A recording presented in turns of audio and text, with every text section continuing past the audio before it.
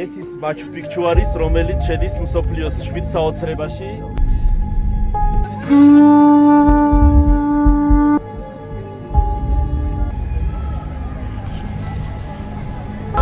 ესეთი გამოცდილებელები ყავს.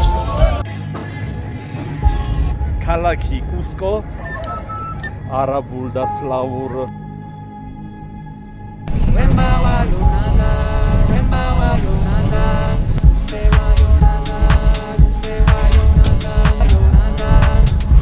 ამაზონის დაბლობი და არის ანდების მთები.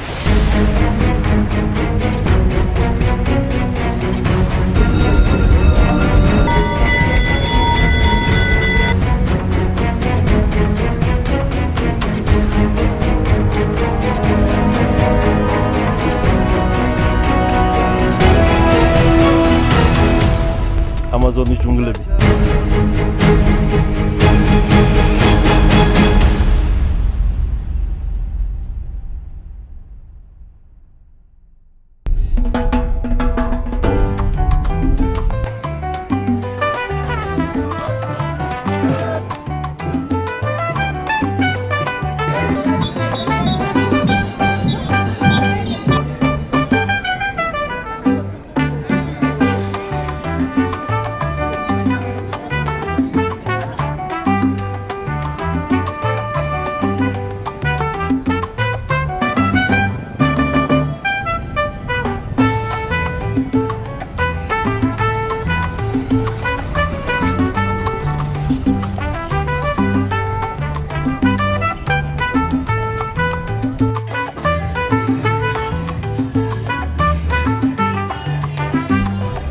მეგობრებო, მინდა გაგაცნოთ ქალაქი კუსკო, პერუში, რომელიც ფაქტურად თუ დაგეგმავთ მაჩუ-პიქჩუში ტურს, ამ ქალაქში სავარაუდოდ მოგიწევთ თითქმის ყველა ვარიანტში, იმიტომ რომ ფრენა, ანუ ბოლო აეროპორტი არის აქ.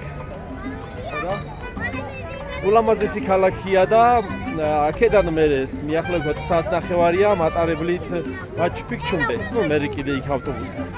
რთული გზა არის, მაგრამ ამ ქალაქში ძალიან ბევრი არ გეგმავს ხოლმე გაჩერებას, რომ პირდაპირ გააგზელოს მაჩუ-პიქჩუში გზა. ან გეგმავს ერთ დღეს და ეგ ირჩევთ, რომ მინიმუმ 3 დღე გაჩერდეს. ეს არის ქალაქის ცენტრი.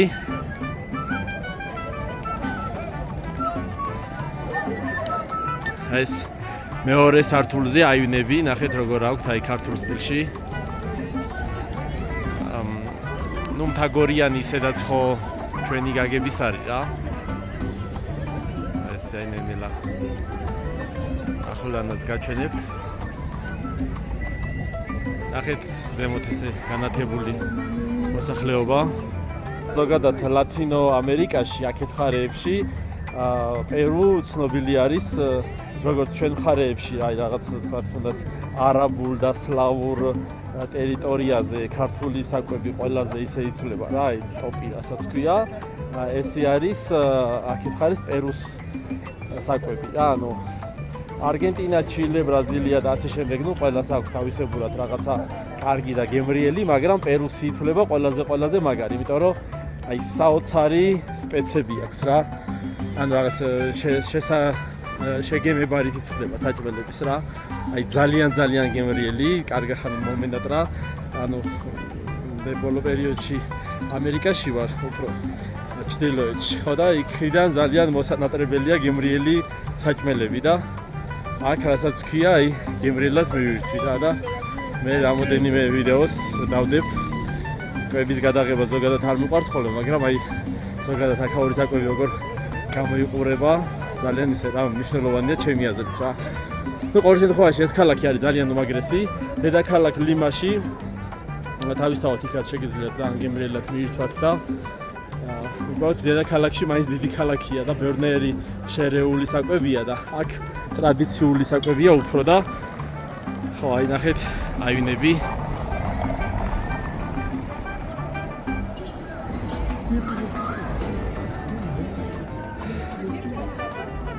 ასე რომ კუსკო გირჩევთ აუცილებლად და ძალიან სხვათა შორის ზოგად ეხლანდელ ტურისტულ მსოფლიო სიტუაციებს რო შეადარებ, ძალიან ისე ეკონომიურად, ბიუჯეტურად გამოდის აქ, იმიტომ რომ ყვებაც ძალიან იაფიღირს.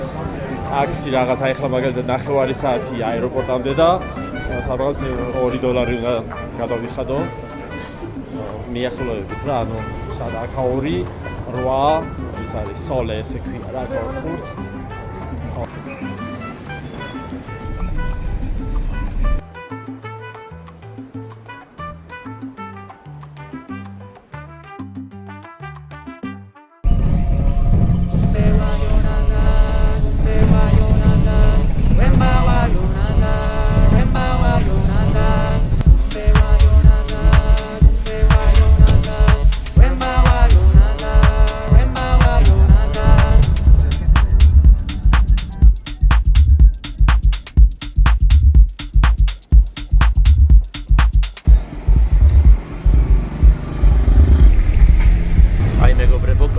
აშენებული სასტუმრო დაკიდებული უფრო სწორედ.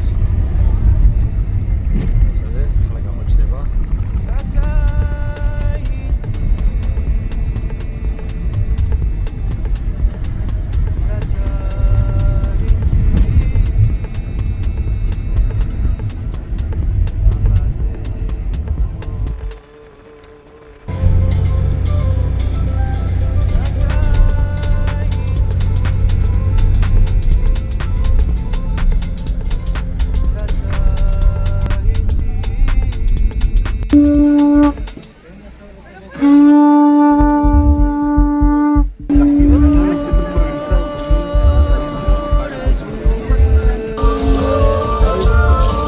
გამცდილებლები ყავს.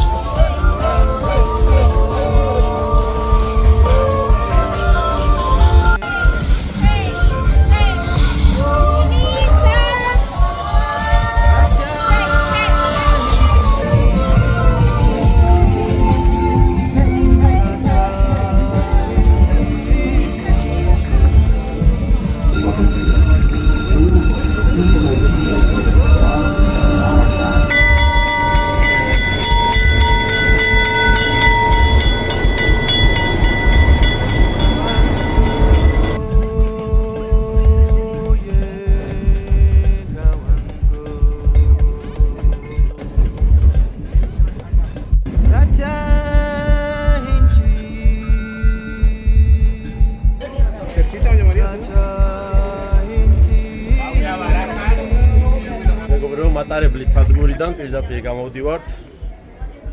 ასე მაჩუ-პიქჩუს სტილზე რო ჩაიცვათ რა აქაური პერუელების სტილზე. ჩავაჭობა.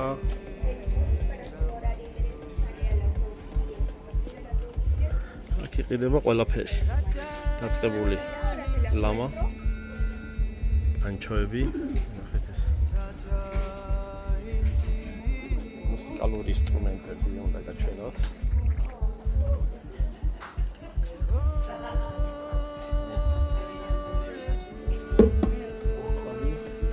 ჩასასტვენები.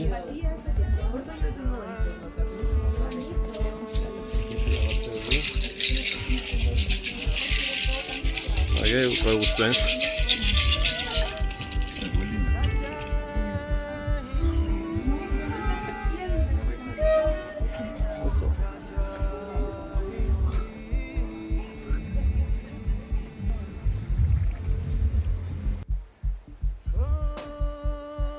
ბაზრიდან როგორც გამოდიხარ, გადადიხარ ესეთ ხიდებზე, რომელზეც ხლა გადავალ. ეკით ხარის არის უკვე სასტუმროები. აუ ეს ავტობუსები უნდა გაჩვენოთ აქ როგორ ატრიალებენ რა. შევხედეთ. ეს პატარა ადგილი აქვს მოსატრიალებლად.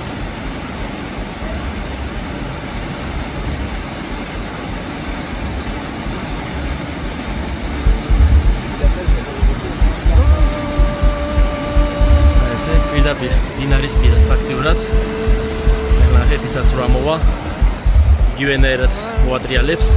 აქეთ ხარეს არის კიდე ავტობუსის რიგი. ეს არის რიგი მთლიანად. ნახეთ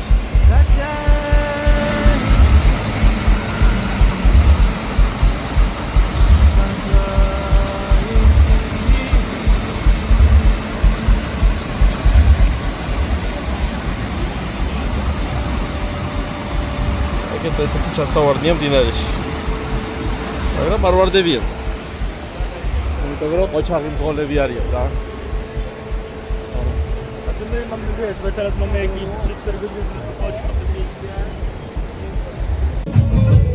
ჩვენს ყველა მაგიდასთან აქ რესტორანში აქვთ ესეთი ჭადრაკის დაფები, რომ არ მოიწყინოს ადამიანმა და ისე ითამაშოს რა. თან სანამ შეკვეთას ელოდება და ესე რომ გაერთვის. ყველაფერია ტურისტისთვის ფაქტიურად აქ ამ ქალაქში მოწყობილი და ყველაზე კარგი რაც არის და უცბად აი დიდი ხანი ანუ ამერიკის შემდეგ ეს ხდება თვალში რომ 24 საათიანი ქალაქია რა და ამერიკაში ხო ესე რა დაბნელდება და ყველაფერი იკეთება აბსოლუტურად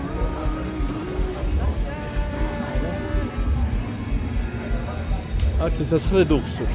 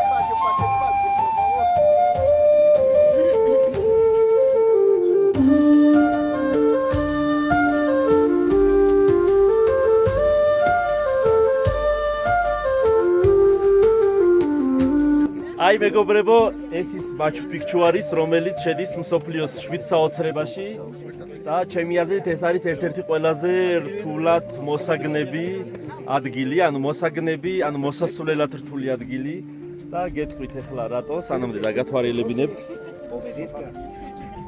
მეზე ცოტათი მიუზუმავ.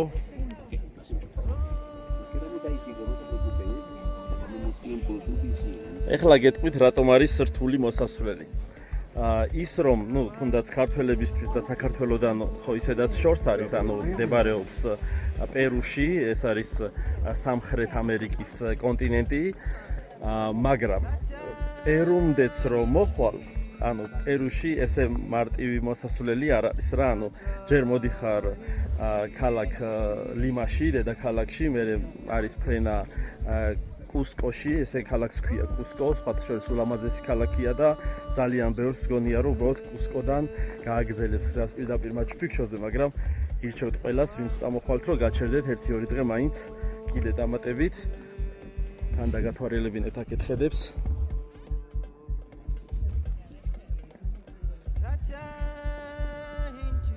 აი ეს არის მატარებლის გზა. ხეთ, სად არის გაყვანილი?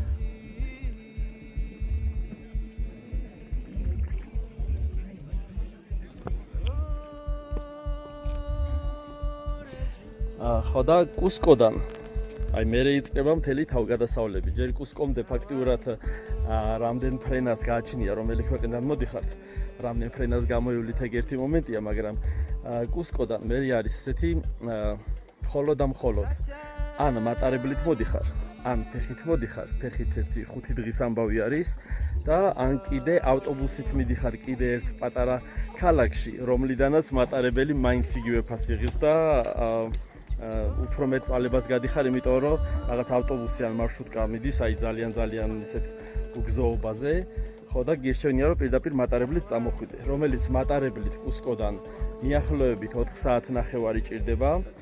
მატარებლის ბილეთის ესე მარტივი საყიდელი არ არის, ანუ რიგები არის და მატარებლით როდესაც მოდიხარ, ანუ უკვე ბოლო ქალაქში, მაჩუ-პიქჩუს პატარა ქალაქი არის, რომელიც ძალიან გავს ბორჯომის ხეობას. მერე აქედან ფაქტიურად ხარ რიგში, რომელიც ძალიან დიდი რიგი არის. რომ აიღო ავტობუსის ბილეთი კი არა და რიგის ნომერი რო აიღო. რიგის ნომერზე წერია, რომელ საათზე უნდა მიხვიდე, მაგალითად მე პირადად ავიღე 10 საათზე და ეწერა რომ ჩემი რიგი იწყებოდა 4 საათიდან. 4 საათზე მივედი უკვე ბილეთის საყიდლად, ოღონდ 4 საათიანი ბილეთის ყიდვის რიგი იწყებოდა 1 საათით ადრე და მაგ გაყიდვაზე ყიდიდნენ მარტო 1000 ბილეთს. ესე იგი, რომელი ბილეთიც ვიყიდე შემდეგ დღეს ფიზიკურად იმ დღეს ვერ ყიდულობ რა, ანუ მაგის გამო ფაქტიურად ანუ გიდები თუ ტურით მოდიხარ, იღებენ ფაქტიურად 4-5 მაგ თანხას, რომ ეს ყველაფერი პროცედურა არ გაიარო და ნუ დაგეგმავთ, რომ ანუ ერთ დღეში ნახავთ და უკან წახვალთ, იმიტომ რომ შეიძლება სხვა ბილეთები მე უკან თქვათ ან თვითმფრინავის ან მატარებლის ბილეთები უკან აყიდი ქონეთ და ფიზიკურად იქამდე მოსული ხო მაჩუ-პიქჩუ არ ნახო, ისეთი მომენტი არის რა. არ ესე რომ ფიზიკურად შეიძლება ავტობუსის ბილეთი მაჩუ-პიქჩუმდე არ იყოს და მოგიწიოს ლოდინი შემდეგ დღეს და შესაბამისად შემდეგ დღემდე უნდა დარჩე და ასე შემდეგ. ხო, რაც შეეხება იმ მომენტს, რომ ძალიან ბევრი უკვე თითქმის ადგილზე მოსული ფეხით ასასვლელი მე არის 2 საათი, მაგრამ ბილეთი თუ არ გაქვს შესასვლელი, მაინც არ გიშვები, მნიშვნელობა არ აქვს ფაქტურად ავტობუსით მიდიხარ თუ ფეხით მიდიხარ, მაინც ბილეთი გჭირდება მაჩუ-პიქჩუს შესასვლელად, ზემოთ ვერ ყიდულო ბილეთს და ის პროცედურა რიგები მაინც და გაიარო ყველა ვარიანტში. ასე რომ აი უამრავი ხალხი, უამრავი რიგი არის, მე არის იყოფა თქვათ რაღაც კატეგორიებად, რომელ ბილიკს უნდა გაუყვე, მაგალითად ეს ბილიკი არ გადაკვეთს, მაგალითად აი ეს ქვევით რო ბილიკი არის, აი ბილიკს არ გადაკვეთს, იქ სხვა ხაზი მოდის, ახლა მე მოვუყვები მეორე ბილიკს, ანუ არსებობს 6 ბილიკი. ხო, და ანუ სხვადასხვა გზებს გადიხარ, ანუ ერთი და იგივე გზებზე ვერ ხვდები. ასე რომ რთული მოსასვლელი არის და მე ამ ავტობუსის რიგი კიდე მეორე დღეს დაიწყო საათნახევრით ადრე, სადაც უკვე რომ მივედი ფაქტურად, excuse me. Yeah, they put it in there. უკვე რომ მივედი, უკვე იყო სადღაც 1-500 კაცი უკვე, სადღაც შუაში მომიწია მე, საათნახევარი მე ელოდები იმას, რომ უბრალოდ ავტობუსზე მოხვდე. აქედან მე იგივე რიგში ვარ ვიდგე, ფეხით ჩავალ. ანუ 2 საათი არის მიახლოებით 1 საათი, 2 საათი გააჩნია რა, როგორი ტემპით მიდიხარ. ფეხით რო ჩახვიდე მატარებლამდე. ხო, ასე რომ ერთ-ერთი ისეთია რა ურთულესი და ესაც უკვე კონკრეტულად ეს ქალაქის ტერიტორია, ძველი ქალაქის ტერიტორია. ესეთი ქვევით არის ნაშენები.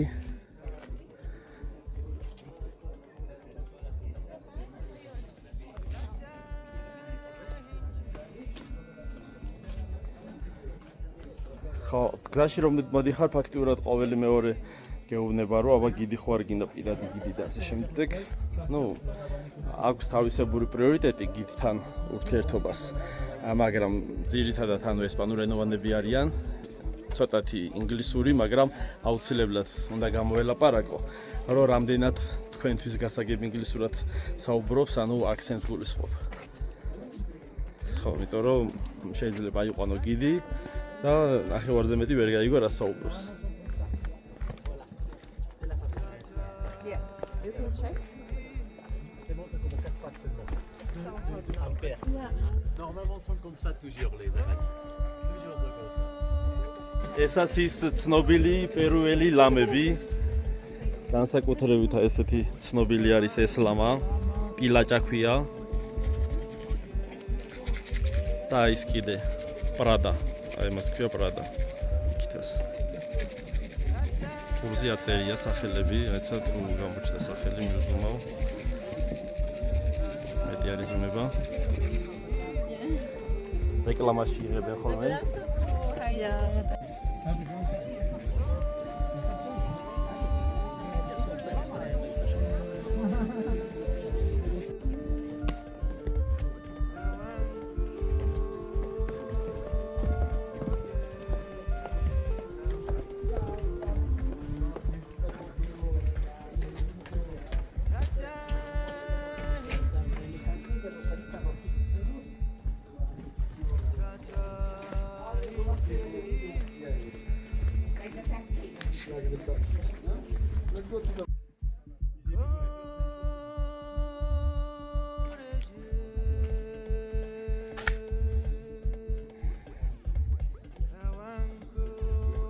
მეგობრებო, გეოგრაფიულ მდებარეობას გეტყვით ამ Machu Picchu-ში, რატო არის ერთ-ერთი ყველაზე საუკეთესო რა, იმიტომ რომ ესე იგი სამხრეთ ამერიკაში არის ძირითადად დაბლობი, ანუ ამაზონის ჯუნგლებს რო ეძახიან ესე, ამაზონის დაბლობი და არის ანდების მთები. ეს ანდების მთები მთელს ანუ ამერიკაში ესე გადაჭიმული არის და ანდების მთები ფაქტიურად მთავრდება წყნარ ოკეანეზე და წყნარი ოკეანის მხარი არის მშრალი. იმიტომ რომ ძირითადად ანუ იქ მხარეს არის ნიავი უბერავს ოკეანეში შიგნით და არა თქვათ აქ მხარეს რა ანუ მიწისკენ. და ანუ ნისლი არის ხოლმე ძირითადად ანუ წვიმა იშვიათად იცის და მაგიტომ არის მშრალი ერთელი ჩილე, პერუ და ანუ ეს ეკვადორი და მაგ ტერიტორიაზე რაც აუყვება. ხო და აქ ხარ ბოლივია კიდე. ხო და როდესაც ეს ანდების მთები ფაქტობრივად მშრალი მთები გადადის უკვე მთავრდება, ანუ აი იქით მხარეს არის მშრალი მთები, ის მთები რომ მთავრდება და უკვე დაღმართი იწყება, ჩვენ ვართ უფრო დაბალზე ვიდრე მაგალითად ქალაქი კუსკო, რომელიც ანუ ის მშრალ მხარეს არის უფრო მაღალზე. ხო და რომელიც უკვე იწყება დაბალზე და ჩადის უკვე დენელა იქით მხარეს ჩადის უკვე ამაზონის დაბლობზე. ფაქტობრივად აქ ეხლა ყველა მთიდან რაც კი პატარა ნაკადული თუ მდინარე მოედინება, ყველაფერი აბსოლუტურად ჩადის მერე ერთ დაბლობში უერთდება ამაზონის მდინარე ამაზონს რა. და უნიკალური მომენტი არის, იმიტომ რომ ფაქტობრივად ძალიან ძნელია, ანუ ამაზონის ჯუნგლებიდან ზემოთ ამოსასვლელად ფაქტობრივად ანუ ეხლა უკვე გზა არის რამოდენიმე გაყვანილი, მაგრამ ურთულესი არის და ესე რომ ანდები რო გადაიარო ხო საერთოდ და ანდებიდან რო გადმოდიხარ ფაქტობრივად აი სიმწვანე როგორც კი იწყება, ანუ ეგ მომენტი არის რა, ყველაზე კარგი ადგილი შეარჩიეს რა. ასე რომ ყოჩაღის ცივილიზაცია ყოფილა რა, ინკების ცივილიზაცია. ხო და ერთ მომენტს დავამატებ კიდე, რაც ძალიან მნიშვნელოვანი არის. ძალიან ბევრი ადამიანი ხო რაღაცებს მაგალითად მე მეგობარი მყავს, რომელიცაც ყველაფერი არის მისტიკა, მისტიკური, რომ თქვათ ეს ანუ სხვა პლანეტელებმა მოიტანეს ესეთი ქვები დადეს. ანუ ბევრ სიტუაციაზე თუნდაც აი ეგვიპტის პირამიდები და ამ შემდეგ ხო და ბევრია რა ესეთი მსგავსი ადგილები, ანუ რთული გაკეთებული ადგილები, ქვები მაგალითად რა ესე ზუსტი ზოლებზე როგორ არის მიდებული ერთმანეთს აბსოლუტურად და ასე შემდეგ. ნუ აქ არა, მაგრამ ანუ იქით ხარეს წინა რაც გაჩვენეთ წინა ვიდეოში. ხო და ნახეთ ხა როგორ რაღაცა არის რა. ჩემთვის მისტიკური არაფერი არ არის, ყველაფერი ლოგიკურად და ახსნადი არის აბსოლუტურად ნებისმიერი მისტიკა რა.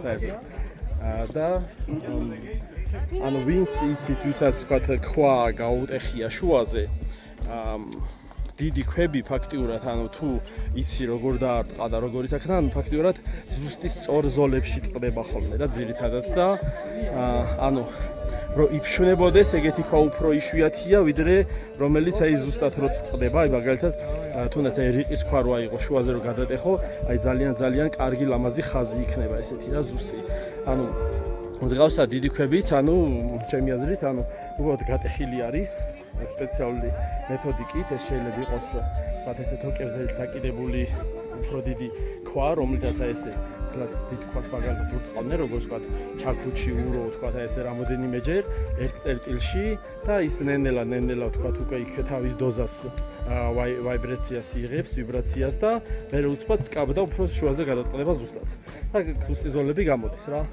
ან ვისაც აი თქვათ კარიერებთან შეხება ქონია თქვათ აი ოქროს საბადო მაგალითად კაზრეთში პირადად მაქვს ნანახი მსგავსად აი დიდი ქვები როგორ ტყდება და ასე შემდეგ იტალიაშია კიდე მარმარილობს მაგალითად როგორ აი ზუსტად როგორ ტყდება ის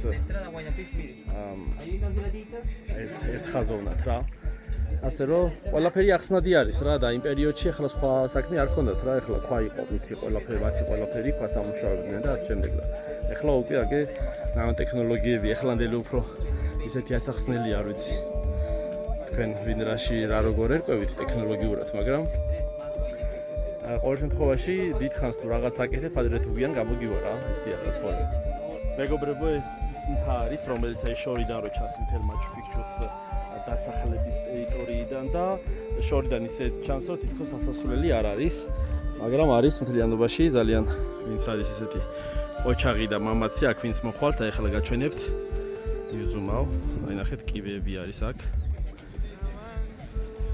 ისე ახლა გაჩვენებთ ზევით ადამიანებს გვიასრულებს აი კიდე კიბეები. არის რამე ათახკმადია ვიდეოში. და აი ნახეთ აი სად არიან ხალხი.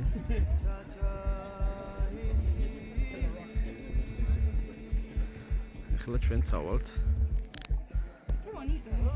აი ამ თებზეც არიან, უბრალოდ აქ ამთის ასასვლელი იქ მეორე მხრიდან არის და ხალხი არ ჩანს ზედ.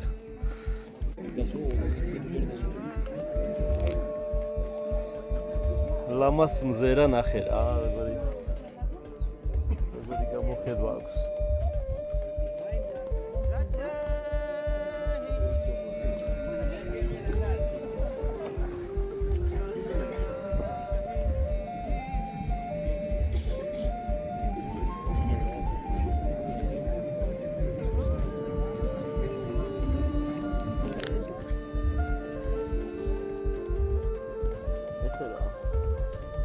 აი მეგობრებო, ნისლიც გადავიდა და ახლა გაჩვენებთ ავტობუსის გზას, როგორ ამოვედით. ეს თვითონ მაჩუ-პიქჩუს ტერიტორია.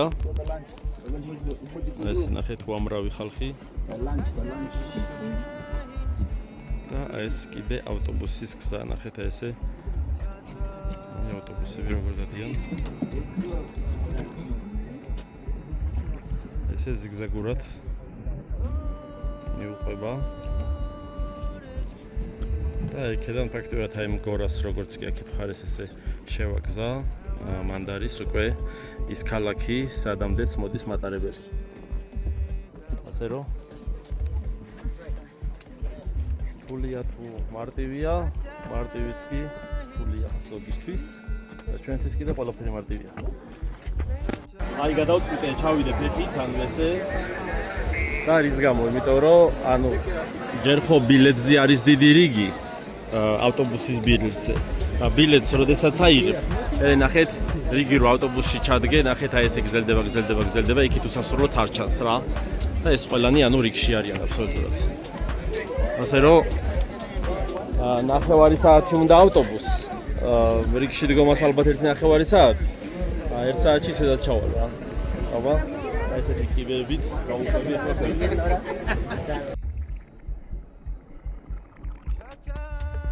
ესე გზა გადაგვიკეტა ველმა. ურასიზო ამაზონის ჯუნგლები. აქეთ ქვემოთ სულ ამაზონის ფერდობი არის და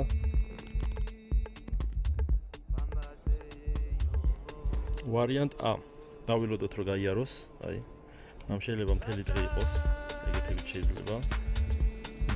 ვარიანტ B საერთოდ ანჯოხიან ქვა გადაუგდო, ოღონდ დაესრულო. რომ გაიაროს.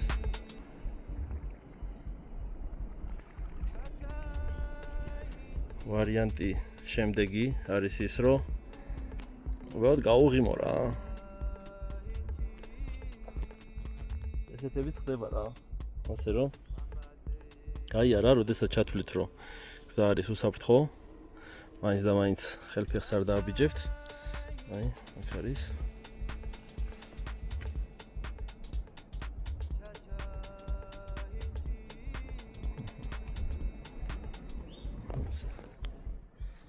ასე რომ შეგვიძლია ახლა ჩვენც გავიაროთ. მადლობა. და გავვლით. როგორი ზრდილობიანი გველი იყო. ისე მარტო არ უნდა ერიდოთ, რომ ფეხი კი არ დააბიჯოთ მხოლოდ და მხოლოდ გველს, არამედ ზემოდანაც რო არ იყოს, ხისტოტებსაც უნდა უყუროთ. ასე რომ შეიძლება ზემოდან იყოს ჩამოკონწიალებული. ეგეთებიც ხდება. ასე რომ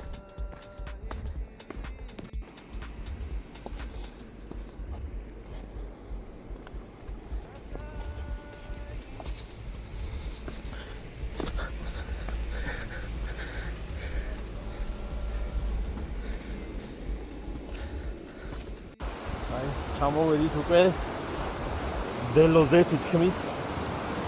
აი ესე გულამაზეს.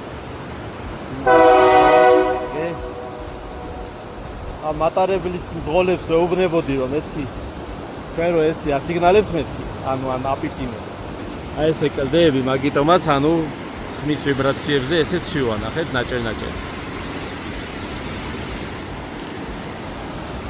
და ვინგიჯერებს ყველა ხანში ჩამოშლია ნაკავრობა